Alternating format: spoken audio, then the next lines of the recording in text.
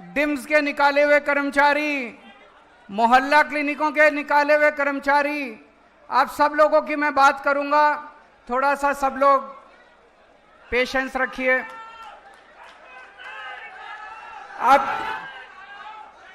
अभी आप लोगों ने अपने कागज भेजे, मुझे आपके कागज मिल गए हैं।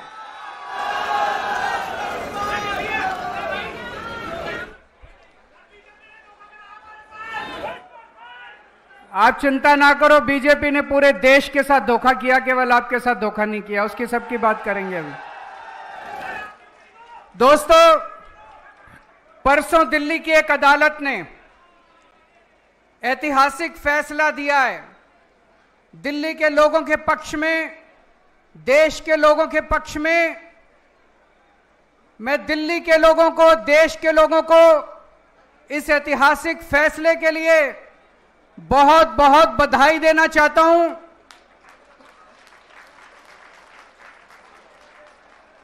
मैं जज साहब का बहुत बहुत शुक्रिया अदा करना चाहता हूं।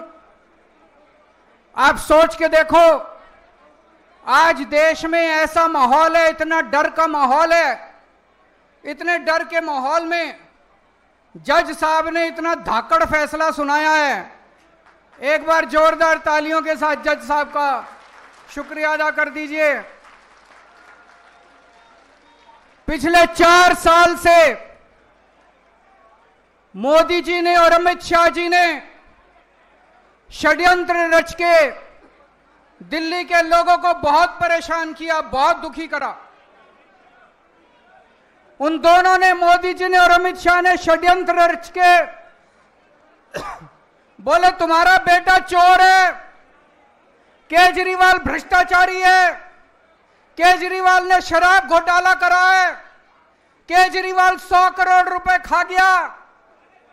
सवेरे से शाम तक मीडिया में डिबेट चलते थे, केजरीवाल भ्रष्टाचारी है, केजरीवाल चोर है। लोगों को बहुत दुखी करा। जज साहब ने फैसला सुनाया है, मोदी जी आप झूठ बोल रहे हो, केजरीवाल कट्टर ईमानदार है। जज साहब ने फैसला सुनाया है, कोई सबूत नहीं है। जज साहब ने फैसला सुनाया है, पूरा केस फर्जी है। यह जज साहब का फैसला एक बार 600 पेज का फैसला है, कोई ऐरा गहरा फैसला नहीं है। पढ़ के देखो आप लोग, ऐतिहासिक फैसला है। कई वकील बोल रहे हैं कई सदियों के बाद ऐसा फैसला लिखा जाता है। मोदी जी और अमित शाह जी आम आदमी पार्टी को ठिकाने लगाने के लिए इस पूरे केस को खुद पर्सनली, व्यक्तिगत तौर पे मॉनिटर कर रहे थे। केजरीवाल छूटना नहीं चाहिए, मनीष सिसोदिया छूटना नहीं चाहिए, सतिंदर जैन छूटना नहीं चाहिए, संजय सिंह छूटना नहीं चाहिए। उन्होंने पर्सनली मॉनिटर किया। यह जज साहब का फैसला मोदी जी, अमित शाह जी और बीजेपी की गाल पे जोरदार तमाचा है। लेकिन दोस्तों, आज मैं अपनी बात करने नहीं आया आपके बीच में, आज मैं देश की बात करने के लिए आया हूं। मैं अपने देश से बहुत प्यार करता हूं। I love my India.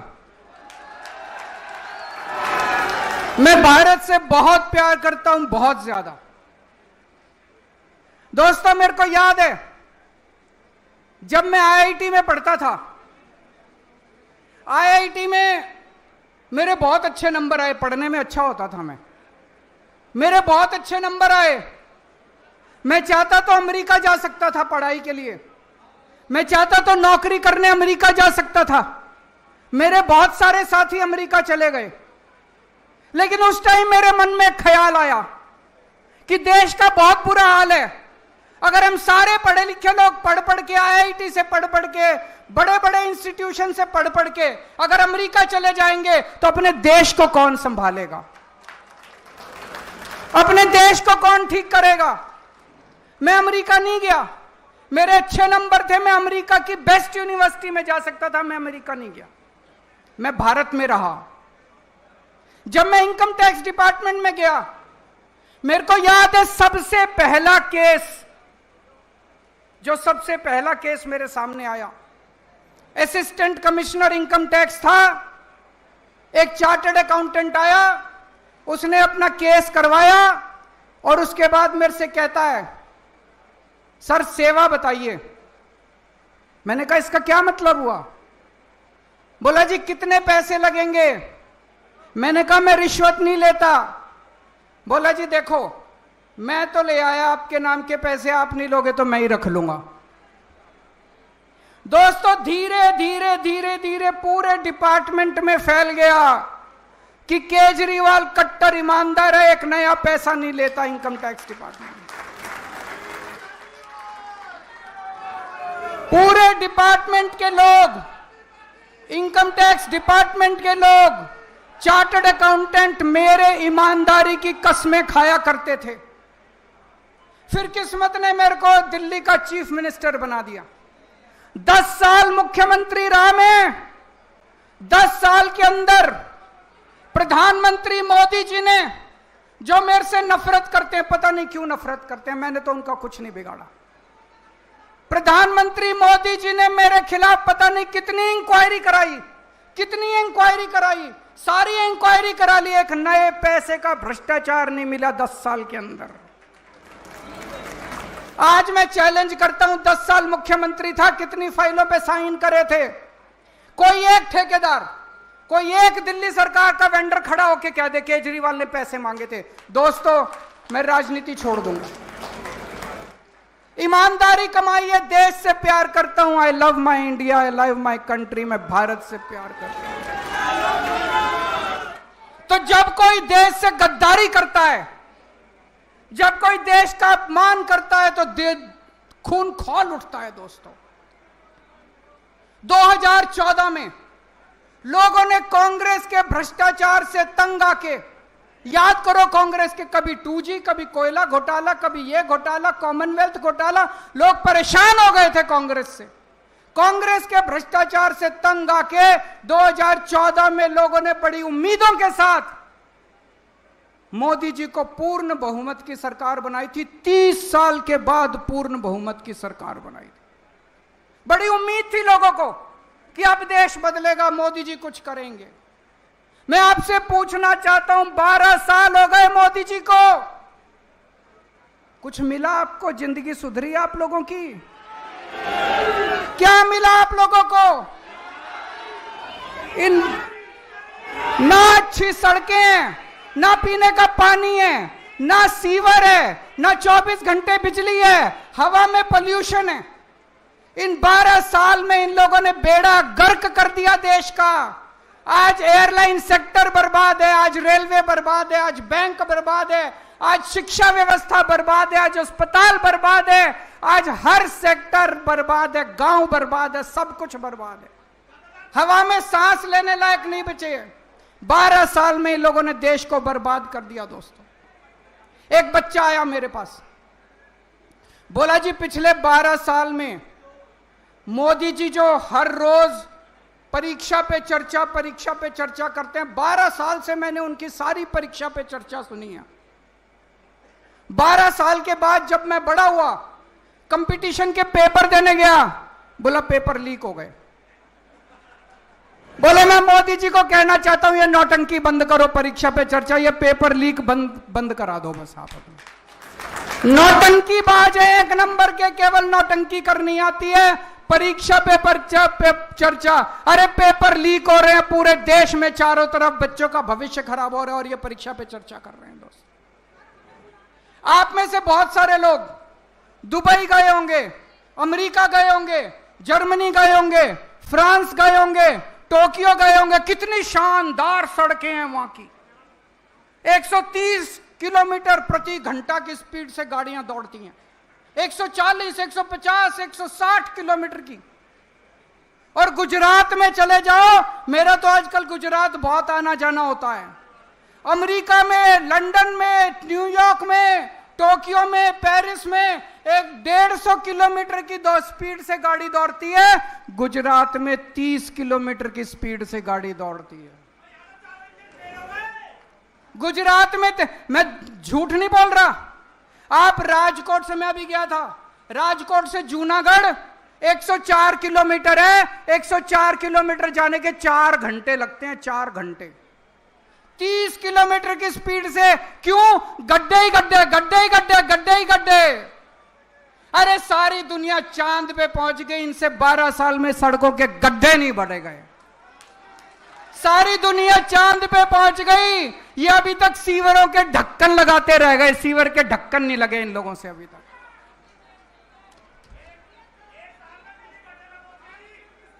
अभी आएंगे, दिल्ली पे भी आएंगे, चिंता ना करो। आप किसी देश में चले जाओ, किसी भी, लंदन चले जाओ, टोक्यो चले जाओ, पेरिस चले जाओ, फ्रांस चले जाओ, न्यूयॉर्क चले जाओ, कितने साफ सुथरे शहर हैं उनके, एक जरा सा मिट्टी का तिनका नहीं मिलता। वो छोड़ो, आप गरीब देशों में चले जाओ, श्रीलंका चले जाओ, भूटान चले जाओ, मलेशिया चले जाओ, रवांडा चले जाओ, वियतनाम चले जाओ, साफ सुथरे शहर हैं। इनसे 12 साल में हमारे शहरों की सफाई नहीं हुई मोदी जी से, लानत है इनके ऊपर। 2014 तक बीजिंग में हमसे ज्यादा पोल्यूशन होता था, इतना पोल्यूशन था, इतना पोल्यूशन था। 12 साल में बीजिंग ने अपना पोल्यूशन खत्म कर दिया। आज पूरे उत्तर भारत के अंदर सांस लेना मुश्किल हो रहा है, एक के बाद एक सारे शहरों में सांस लेना मुश्किल हो रहा है, इनसे पोल्यूशन ठीक नहीं हुआ दोस्तों। कहते हैं हम विकसित भारत बनाएंगे, अरे विकसित भारत छोड़ो, रहने लायक भारत तो बना दो, कम से कम सांस तो ले लें। मोदी जी कहते हैं केजरीवाल भ्रष्ट है, कोर्ट ने कह दिया केजरीवाल कट्टर ईमानदार है। मैं मोदी जी को कहना चाहता हूं, मोदी जी भ्रष्टाचार खत्म करना चाहते हो? खत्म करना चाहते हो? मैं बताता हूं भ्रष्टाचार कहां है। हिम्मत है तो एक्शन लेके दिखाओ। गुजरात के अंदर 20,000 करोड़ रुपए का कोकेन, हीरोइन पकड़ा गया। मोदी जी हिम्मत है तो एक्शन लेके दिखाओ। गुजरात के अंदर 30,000 करोड़ रुपए की नकली दारू बिकती है हर साल। मोदी जी हिम्मत है तो बंद करके दिखाओ। आपने अपने दोस्त को 1,000 एकड़ जमीन, अरबों खरबों रुपए की 1,000 एकड़ जमीन 1 रुपए में दे दी। हिम्मत है तो एक्शन लेके दिखाओ मोदी जी। मोदी जी ब्रिजेस का, पुल का उद्घाटन करके आते हैं, कितनी बार होता है? सड़क का उद्घाटन करे हुए 1 महीना नहीं होता, ब्रिज गिर जाता है, सड़क टूट जाती है। मोदी जी हिम्मत है तो एक्शन लेके दिखाओ। आप पूरे देश में पेपर लीक कर रहे हैं, मोदी जी हिम्मत है, मोदी जी एक्शन नहीं लेंगे, किसी में एक्शन नहीं। क्यों? या तो मोदी जी खुद उस घोटाले में शामिल है, या उनकी पार्टी के लोग शामिल हैं, या उनके दोस्त शामिल है उन घोटालों के अंदर। भ्रष्टाचारी मैं नहीं हूं, भ्रष्टाचार मोदी जी खुद कर रहे हैं दोस्तों। इनके खिलाफ एक्शन नहीं लेंगे, इनको जेल में नहीं डालेंगे। किसको जेल में डालेंगे? सोनम वांगचुक को। सोनम वांगचुक को जेल में डालेंगे, महराज मलिक को जेल में डालेंगे, नरेश बाल्यान को जेल में डालेंगे, केजरीवाल को जेल में डालेंगे, मनीष सिसोदिया को जेल में डालेंगे, संजय सिंह को जेल में डालेंगे, इन लोगों को जेल में डालते हैं। कौन है सोनम वांगचुक? बहुत बड़ा वैज्ञानिक है दोस्तों, बहुत बड़ा वैज्ञानिक। उसको तो पद्म श्री मिलना चाहिए, पद्म भूषण मिलना चाहिए दोस्तों। बच्चों की, गरीब बच्चों की पढ़ाई के लिए उसने पता नहीं क्या क्या काम नहीं किया सोनम वांगचुक को, उनको जेल में डाल दिया। मोदी जी सोनम वांगचुक से डरते हैं। क्यों डरते हैं? जब कोई तानाशाह पढ़े लिखे वैज्ञानिकों से डरना चालू कर दे तो समझ लो उसका अंत आ गया तानाशाह। एक दिन मोदी जी संसद नहीं गए, पूछा क्यों नहीं गए? बोले महिलाएं सारी मेरे को पीटेंगी। पढ़ा था अखबार में आप लोगों ने? बोले अरे मोदी जी आपको महिलाओं से डर लगने लग गया। संसद में नहीं गए, बोले मेरे को सारी महिलाएं पकड़ के पीटेंगे। आपको सोनम वांगचुक से डर लगता है, आपको महिलाओं से डर लगता है, आपको केजरीवाल से डर लगता है, आपको ट्रंप से डर लगता है, आपको अमेरिका से डर लगता है। अरे डर डर के कितना जियोगे मोदी जी, थोड़ी तो हिम्मत दिखाओ।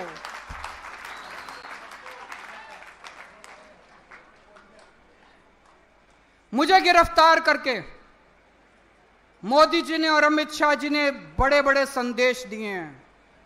उन्हें संदेश दिया है, खबरदार अगर सरकार में कोई ईमानदारी से काम करेगा, अगर कोई ईमानदारी से काम करेगा, केजरीवाल वाला हाल कर दूंगा तुम्हारा। उन्होंने संदेश दिया है आम आदमी पार्टी जब आई थी, हमने आम लोगों को टिकट दिए। देश के युवाओं ने अपनी नौकरियां छोड़ दी, अपनी तनख्वाह छोड़ दी, अपने धंधे बंद कर दिए, सब राजनीति में आ गए। सबको लगा कि अब हम देश बदलेंगे। हमारी पार्टी में सारे आम लोगों के लड़के लड़कियां, आम लोगों के बच्चे हैं, आम युवा हैं जिनको टिकट मिली। कोई मंत्री बन गया, कोई मुख्यमंत्री बन गया, कोई एमएलए बन गया, कोई कुछ बन गया। हमारी पार्टी के अंदर एक उम्मीद दी कि नौजवानों को राजनीति में आना चाहिए। मोदी जी ने संदेश दिया, खबरदार राजनीति में आए, केजरीवाल वाला हाल कर दूंगा तुम्हारा। देश के अंदर लोगों की उम्मीदें खत्म हो गई थी। लोगों ने कहना चालू कर दिया था इस देश का कुछ नहीं हो सकता। आम आदमी पार्टी आई, आम आदमी पार्टी ने एक उम्मीद दी। स्कूल ठीक किए, अस्पताल ठीक किए, बिजली ठीक की, पानी ठीक किया, सड़कें ठीक की। आम आदमी पार्टी ने उम्मीद दी कि देश ठीक हो सकता है, देश सुधर सकता है। 140 करोड़ लोगों को उम्मीद बंदी कि देश ठीक हो सकता है। मोदी जी ने केजरीवाल को गिरफ्तार करके 140 करोड़ लोगों की उम्मीदों पे पानी फेर दिया। दोस्तों, 1 साल पहले इनकी दिल्ली में सरकार आई थी। आज दिल्ली सरकार के भुक्तभोगी यहां सारे खड़े हैं। ये मेरे को भी इन्होंने भेजा है, इनके विजेंद्र गुप्ता जी ने ये ट्वीट करा था। ये ट्वीट है 11 नवंबर 2024 का। मैं सभी बस मार्शलों को आश्वस्त करता हूं कि भारतीय जनता पार्टी दिल्ली की सत्ता में आते ही 60 दिनों के अंदर बस मार्शलों को नियमित कर देगी। हो गए भाई नियमित? धोखेबाज विजेंद्र गुप्ता, धोखेबाज बीजेपी, धोखेबाज प्रधानमंत्री, धोखेबाज गृह मंत्री। मेरे को याद है प्रधानमंत्री जी खुद आके कह के गए थे दिल्ली में कि 8 मार्च 2025 से दिल्ली की हर महिला के अकाउंट में 2,500 आगे 2,500 रुपए। भाई अगर देश का प्रधानमंत्री झूठा हो तो उस देश की तरक्की कैसे हो सकती है? फिर देश के लोग किसके पास जाएंगे? अगर देश का प्रधानमंत्री सरेआम स्टेज से खड़ा होकर झूठ बोलने लगे। आज यहां पे बस मार्शल आए हुए हैं, 10,000 बस मार्शल निकाल दिए, 10,000 डीटीसी कंडक्टर, डीटीसी ड्राइवर निकाल दिए इन लोगों ने, मोहल्ला क्लिनिक के कर्मचारी निकाल दिए इन लोगों ने, डिम्स के कर्मचारी निकाल दिए इन लोगों ने, हॉस्पिटल में काम करने वाले डेटा एंट्री ऑपरेटर निकाल दिए इन्होंने। अरे इतनी महंगाई में मुश्किल से नौकरी मिलती है। अगर 2 लोगों को नौकरी दे सको तो दे लो, नहीं तो कम से कम लोगों की नौकरी तो मत छीनो। दोस्तों, आज पूरी दिल्ली दुखी हो रही है इन लोगों से। सारी सड़कें टूटी पड़ी हैं, चारों तरफ गंदगी गंदगी हो रही है। लोगों के घर में काला पानी आ रहा है, पीने का पानी नहीं है। पहले हमारे टाइम में 24 घंटे बिजली मिलती थी, अब बिजली के लंबे लंबे पावर कट चल रहे हैं। पूरी दिल्ली बर्बाद हो गई। आज दिल्ली वाले याद कर रहे हैं, यार इससे तो केजरीवाल ही अच्छा था। आज चुनाव करा लो दिल्ली में, कितनी सीट आएंगी? आज चुनाव करा के देख लो दिल्ली में। कुछ लोग कहते हैं मोदी जी से देश नहीं संभल रहा, कुछ लोग कहते हैं मोदी जी को देश चलाना नहीं आता। मेरा कहना है दोस्तों, ना तो उन्होंने देश चलाना, ना उनका कोई इंटरेस्ट देश चलाने में, ना उनको सरकार चलानी। उनको देश से कोई लेना देना नहीं है। देश जाए भाड़ में उनकी बला से। उनको केवल एक ही चीज है, सत्ता की हवस है, केवल और केवल सत्ता चाहिए।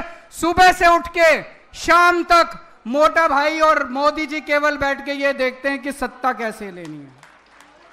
सत्ता के लिए तरह तरह के षड्यंत्र रचते हैं, तरह तरह के षड्यंत्र करते हैं। इनको चाहे एसआईआर करनी पड़े, चाहे वोटर लिस्ट से नाम काटने पड़े, चाहे वोटर लिस्ट में नाम जोड़ने पड़े, चाहे पैसे बांटने पड़े, चाहे साड़ियां बांटनी पड़े, चाहे लोगों को मरवाना पड़े, जो मर्जी करना पड़े, इनकी बला से देश भाड़ में जाए। इनको केवल सत्ता चाहिए। मोदी जी, आप सत्ता के लिए काम करो, केजरीवाल देश के लिए काम करेगा।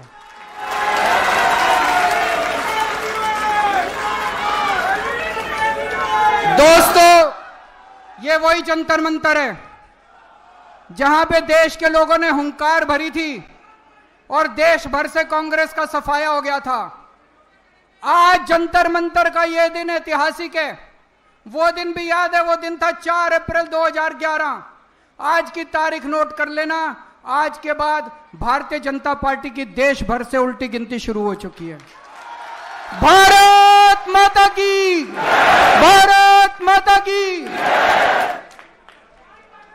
बहुत बहुत धन्यवाद सर। सब लोग अपने स्थान पर खड़े हो जाएं राष्ट्रगान के लिए। राष्ट्रगान, सारे लोग अपने स्थान पर खड़े हो जाएंगे राष्ट्रगान के लिए।